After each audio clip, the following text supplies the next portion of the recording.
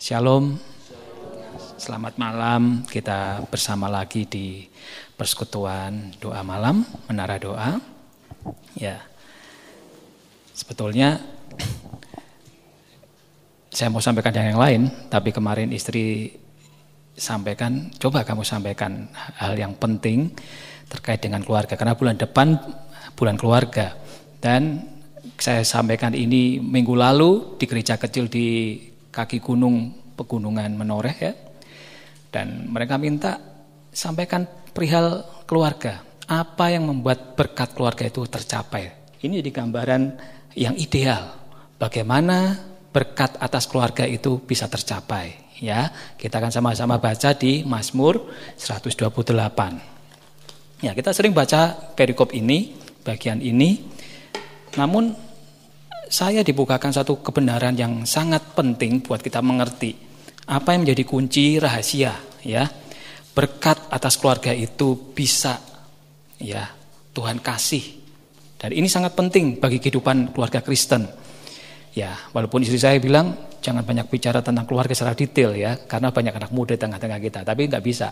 Ya, karena suatu hari mereka juga akan menjadi keluarga baru. Dan saat ini juga bagian dari keluarga masing-masing begitu ya. Kita akan sama-sama baca di Mazmur 128 ayat 1 sampai ke 6. Ya. Berkat atas rumah tangga, nyanyian ziarah. Berbahagialah setiap orang yang takut akan Tuhan, yang hidup menurut jalan yang ditunjukkannya. Apabila engkau memakan hasil jerih payahmu, berbahagialah engkau dan baiklah keadaanmu. Istrimu akan menjadi seperti pohon anggur yang subur di dalam rumahmu. Anak-anakmu seperti pohon zaitun sekeliling mejamu. Sesungguhnya demikianlah akan diberkati orang laki-laki yang takut akan Tuhan. Kiranya Tuhan memberkati engkau dari Sion, supaya engkau melihat kebahagiaan Yerusalem seumur hidupmu dan melihat anak-anak dari anak-anakmu. Damai sejahtera atas Israel. Amin. Ya, berbahagialah kita yang sudah membaca, merenungkan, menyimpan dengan baik firman Tuhan dan melakukan setiap kebenaran firman Tuhan ini. Bapak Ibu Saudaraku, nyanyian ziarah ini ditulis oleh Raja Daud. Ya, ada 15 nyanyian ziarah. Jadi ini nyanyian yang selalu dinyanyikan oleh bangsa Israel ketika mereka berziarah ke kota Yerusalem. Mereka kembali ke kotanya di mana Allah bersemayam, di mana rumah Tuhan berada. Dan disitulah seharusnya ya ada ucapan syukur. Ya, namanya juga nyanyian, pujian. Ada ungkapan syukur, ada ungkapan terima kasih kepada Tuhan. Nah, yang menarik di sini ya, penting sekali untuk kita mengerti bahwa Daud menulis dengan rinci, dengan luar biasa. Ada 3, bahkan 4, nanti akan saya sampaikan apa yang menjadi cakupan berkat Tuhan itu terjadi dalam kehidupan anak-anak Tuhan. Ya, tapi ada rahasia yang tadi saya katakan di awal, bahwa ada hal yang ini datangnya dari Tuhan, bukan dari kita. Manusia berupaya mendatangkan sukacita, mendatangkan kebahagiaan, ya, lewat segala upaya yang dia kerjakan bagi keluarganya, ya. Tapi ada 3 hal yang mendasar, yang menjadi pokok rahasia dari berkat bagi keluarga. Yang pertama, ya, ketetapan dan perintah Tuhan, ya. Di ayat yang pertama dan keempat dikatakan takut akan Tuhan dibandingkan. Coba Bapak Ibu nanti baca di rumah masing-masing ya, Mazmur 1 ayat 1 sampai 3 itu sering kita bacakan, dan Mazmur 112 saya sudah sampaikan tahun kemarin ya, bagaimana gambaran orang yang menyukai Taurat, perintah Allah, hukum Tuhan ya, ketetapan Allah ya. Artinya orang yang mencintai Tuhan sendiri itulah menjadi gambaran orang yang akan diberkati. Ya. Ini menjadi dasar, pondasi yang mendasar bagi kehidupan keluarga Kristen. Ya. Dan ini kalau boleh Bapak Ibu nanti periksa kalau sudah punya masing-masing ya di Alkitab Terjemahan Baru edisi yang revisi, edisi kedua. Judul perikopnya bukan lagi berkat atas keluarga, berkat bagi kepala keluarga. Artinya apa? Kepala keluarga punya peran sentral, peran yang penting mendatangkan berkat. Tapi hal yang utama adalah dia harus menjadi orang yang takut akan Tuhan. Nah, mencintai firman Tuhan, ya. Mencintai, suka akan firman Tuhan, ya. Kalau di Mazmur 1 ayat kedua yang mengikuti, mencintai Taurat Tuhan, begitu kan? Dan tidak hanya itu, Bapak Ibu Saudaraku, tapi menghidupi setiap firman Tuhan, ya. Menghayati setiap apa yang menjadi perintah Tuhan bagi kehidupan keluarganya, bagi kehidupan dia secara pribadi, sebagai imamat yang rajani, sebagai parameter ukuran, ya, keberhasilan sebuah keluarga. Nah, ini jadi catatan bagi mahasiswa-mahasiswa, ya, banyak mahasiswa di malam hari ini. Ya, nanti cari pasangan hidup yang benar-benar benar. Jangan sembarangan. Karena fatal, ya. Pasanganmu menentukan, karena dia akan memimpin kehidupan keluargamu. Ya. Kalau dia tidak cinta firman Tuhan, dia tidak punya hubungan yang pribadi yang bagus dengan Tuhan, bagaimana dia bisa memimpin keluarganya? Bagaimana dia bisa memimpin istrinya? Bagaimana dia bisa menjadi teladan bagi anak-anaknya? Bahkan cucunya suatu hari kelak. Ya, Bapak Saudaraku, Ayub sendiri menarik, ya. Nanti kita belajar tidak hanya apa yang ditulis oleh Daud, saya tuliskan juga tentang Ayub, keluarga Ayub. Ayat 28, ayat 28, sesungguhnya takut akan Tuhan itulah hikmat, ya. Dan menjauhi kejahatan adalah akal budi. Ayub tahu bahwa Tuhan yang mengajarkan setiap firman dalam kehidupannya. Dia berkata secara detail, Tuhan adalah hikmat, ya. Menjauhi kejahatan adalah akal budi. Hari-hari ini kita diperhadapkan, ya, fakta kenyataan yang sulit kita bisa mengerti. Kasih itu sudah menjadi luntur, bahkan di tengah-tengah keluarga Kristen. Ya, banyak sangkaan, banyak praduga, banyak tuduh-tuduhan terhadap anaknya, anak terhadap orang tua. Ya, orang tua nggak ada kasih, ya, merasa terlalu kurang diperhatikan.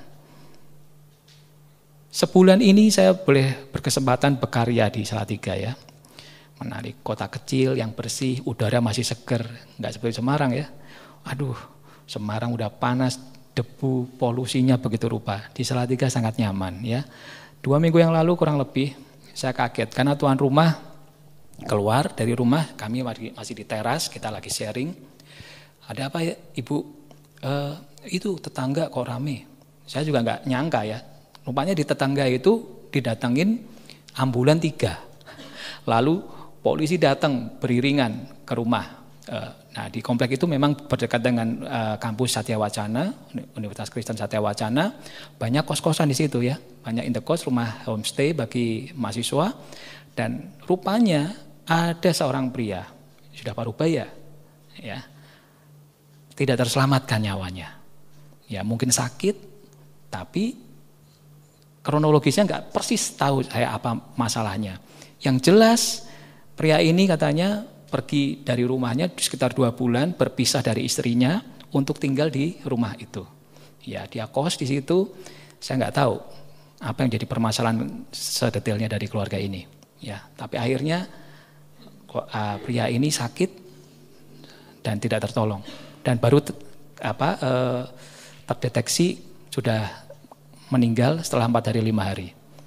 Ironis, rupanya kehidupan dari keluarga itu menjadi catatan yang sangat penting, ya. Banyak kalau kita cari referensi di internet, ya, kawin cerai, ya, itu marak sekali. Banyak kawinnya, banyak cerainya daripada kawinnya, ya. Jadi kasus perceraian itu meningkat, ya, meningkat sangat pesat.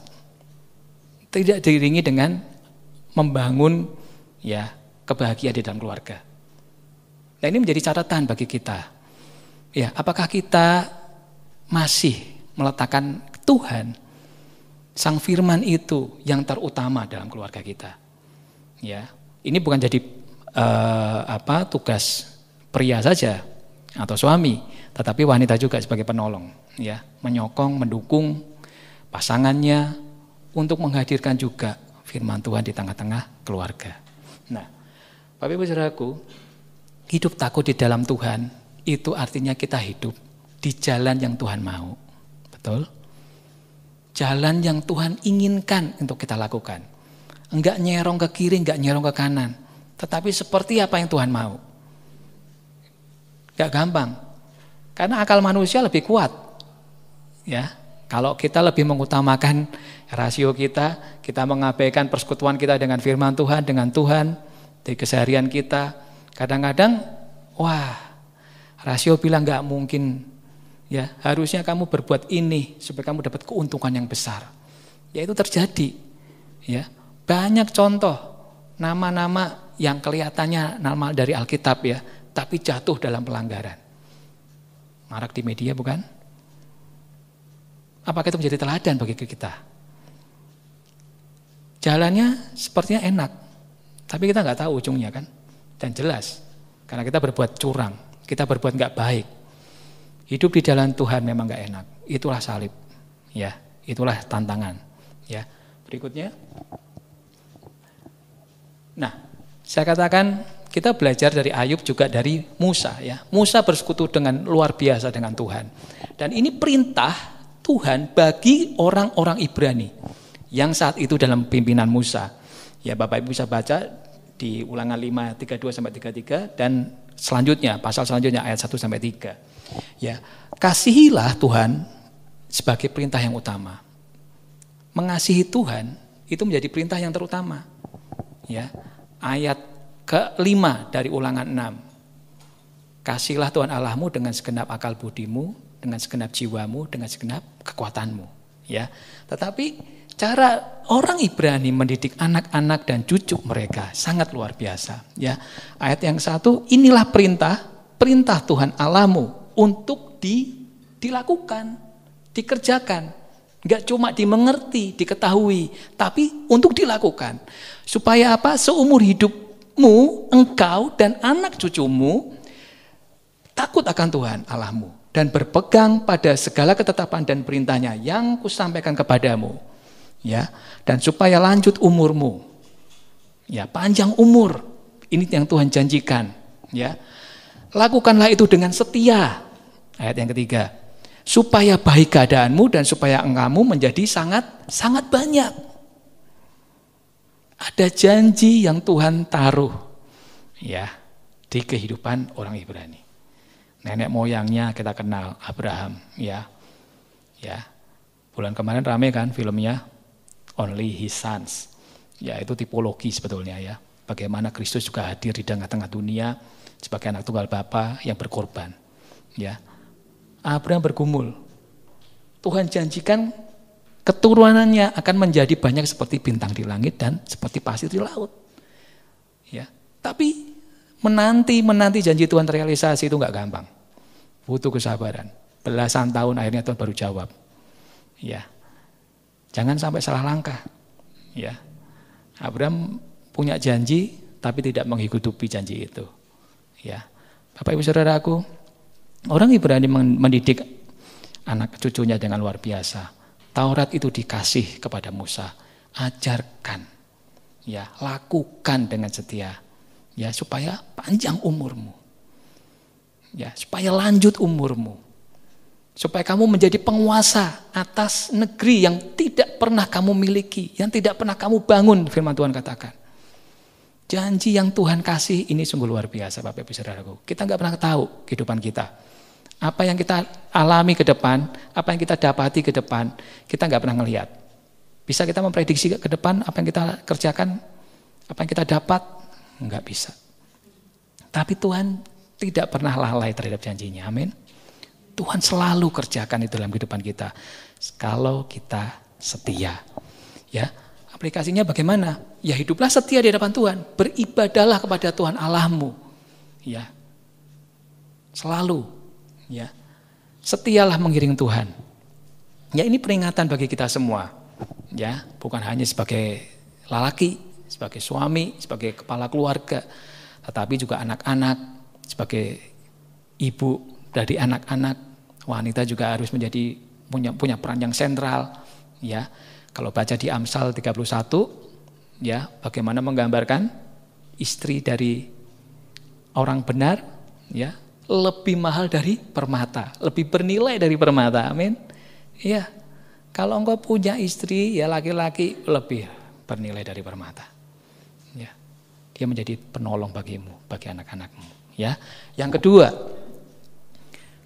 kunci berkat Tuhan itu kasih yang kudus. Ya. Kenapa? Tuhan sendiri meneladankan kasih yang kudus. Ya. Karena begitu besar kasih Allah akan dunia ini, hingga dia mengaruniakan putranya yang tunggal, hingga setiap orang yang percaya akan diselamatkan. Ya. Bapak Ibu Saudaraku, mengasihi Tuhan dengan segenap ya hatimu, dengan sepenuh hatimu, dengan segenap akal budimu, dengan segenap jiwamu, dengan segenap kekuatanmu. Ini yang dikutip Tuhan juga kan, hukum kasih. Matius 22 ayat 37 sampai 39. Jelaskan, kasihlah Tuhan Allahmu seperti ya, dengan segenap hatimu, dengan segenap jiwamu, dengan segenap akal budimu. Ya, kasihlah sesama manusia seperti dirimu sendiri, seperti itu ya. Yang lebih dekat lagi, ya hukum yang kedua, Matius 7 ayat 12. Ya, kalau kamu ingin orang lain perlakukan terhadap dirimu, kerjakan dulu itu untuk mereka. Betul? Kalau kamu nggak mau disalahin, jangan salahin orang. Kalau kamu ingin cintain orang banyak, cintai juga mereka. Jangan pernah tebar benci. Begitu kan? Nah, Bapak Ibu Saudaraku, Ayub mengasihi keluarganya. Ya, saya katakan teladan Ayub ini luar biasa. Ayat kelima dari Ayub 1. Ayub memanggil mereka, ini anak-anaknya ya, anak-anak Ayub ya, dan menguduskan mereka. Ia mempersembahkan korban bakaran sebanyak jumlah mereka sekalian. Demikianlah dilakukan Ayub senantiasa. Bapak Ibu Saudaraku, Ayub ini orang yang diberkati Tuhan. Melimpah kekayaannya. Wilayahnya luas banget. Ternaknya banyak banget. Tiap hari anaknya pesta pora. Dan lihat apa yang dilakukan Ayub sebagai kepala keluarga. Dia selalu memohon kepada Tuhan untuk menguduskan anak-anaknya. 10 anaknya, 7 laki-laki, 3 perempuan. Ya, tiap hari senantiasa. Ayub lakukan senantiasa. Artinya tiap hari mereka bikin pesta, besoknya Ayub lakukan korban bakaran. Mohon pengampunan, kuduskanlah anak-anakku. Sekiranya mereka menyakitkan hati Engkau, sekiranya mereka celah dalam mulutnya, dalam hati mereka terhadap Engkau ya Tuhan. Ya. Adakah kita yang laki-laki di sini ya, memohon kepada Tuhan, Tuhan ampuni anak-anakku, Tuhan ampuni istriku, Tuhan ampuni aku. Ya. Bisa kita lepas dari kehidupan tanpa celah? Sulit ya. Tapi ini yang Tuhan mau, ya, hidup dalam kasih Allah, kasih yang kudus, ya. Ini menarik. Nah, ini gaya hidup kudus keluarga menjadi bukti kasih kita kepada Allah, kepada Tuhan kita, ya. Apakah kita masih memegang, ya, dengan teguh bahwa kita ini punya nature mudah jatuh di dalam dosa? Ya, saya ingat kali 4 bulan, 5 bulan, 6 bulan yang lalu ya, waktu kita bicara tentang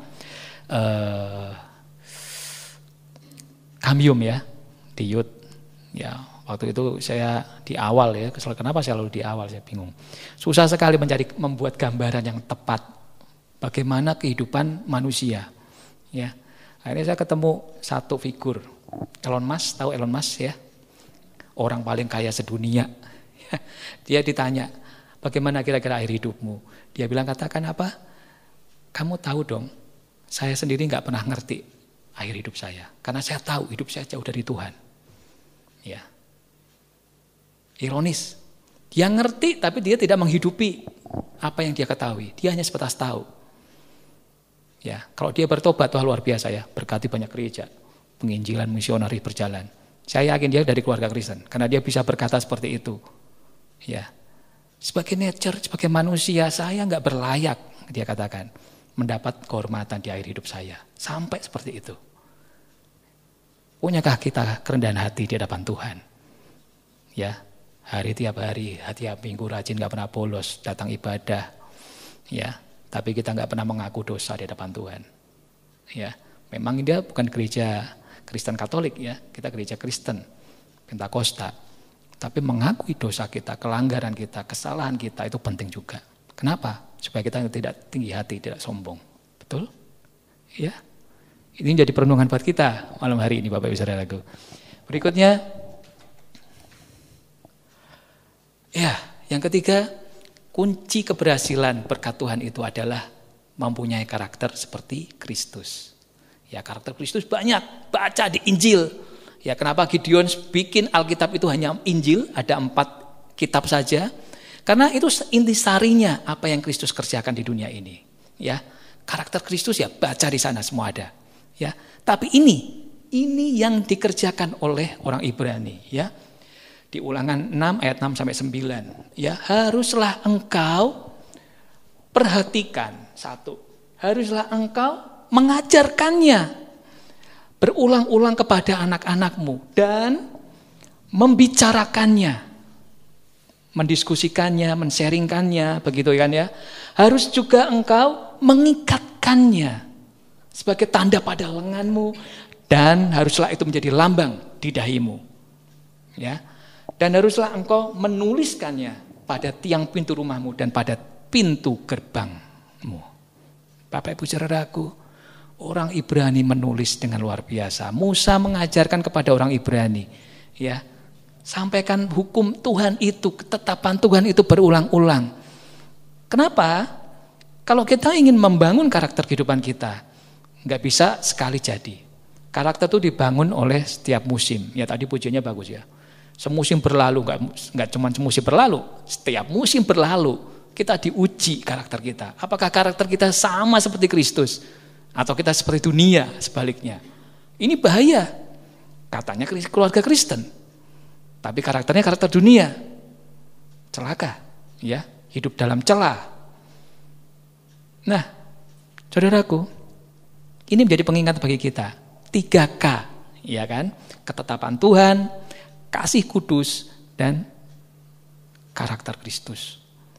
Ini yang menjadi pondasi, menjadi kunci rahasia berkat atas keluarga. Kalau kita tadi lihat ya janji Tuhan itu luar biasa. Janji Tuhan di ayat 1 dari Mazmur 128. Ya. Ayat 1 dan 2, berkat itu akan dilimpahkan. Sama seperti di Mazmur 112 ayat ketiga. Kamu akan mendapatkan kekayaan. Firman Tuhan janjikan seperti itu. Ya, kekayaan ini jangan dipandang materi saja. Imateri, sukacita, damai sejahtera, itu juga akan dipenuhkan dalam keluargamu. Ya, itu yang menjadi peringatan bagi kita. Ya, nah lalu berikutnya, apa cakupan berkat Tuhan itu? Ya, nah, Mazmur 112 bicara tentang bahagia orang benar. Ya, berbahagia berarti sama juga diberkati. Ya, firman Tuhan sering dituliskan, berbahagialah engkau, diberkatilah engkau. Ini padanan yang hampir setara.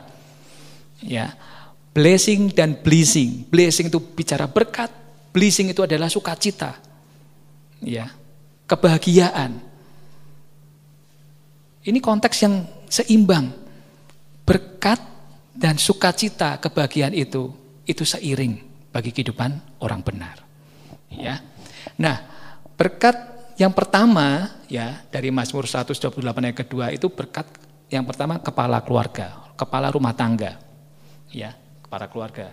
Itu berkat pribadi. Ya, jadi pria, kaum bapak, suami, engkau punya berkat yang luar biasa. Kamu akan menikmati hasil jerih payahmu. Ya, ingat Kejadian 3 ayat 15.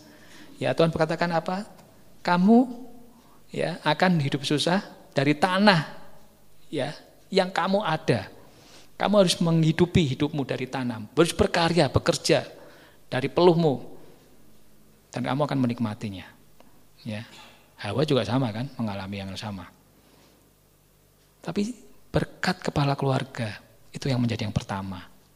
Ya, kalau yang di sini yang wanita, mahasiswi nanti kelak jadi ibu, kalau punya kesempatan dan kapasitas menjadi pemimpin-pemimpin di dunia sekuler, ya, dimanapun kamu akan berkarya, kerjakan itu, ya, dan minta kesempatan pada pasanganmu untuk berkarya, nggak ada salahnya, nggak ada salahnya, ya. Tapi ingat, Kalau engkau diberkati melebihi kepala keluarga, melebihi pasanganmu, jangan tinggi hati. Setuju?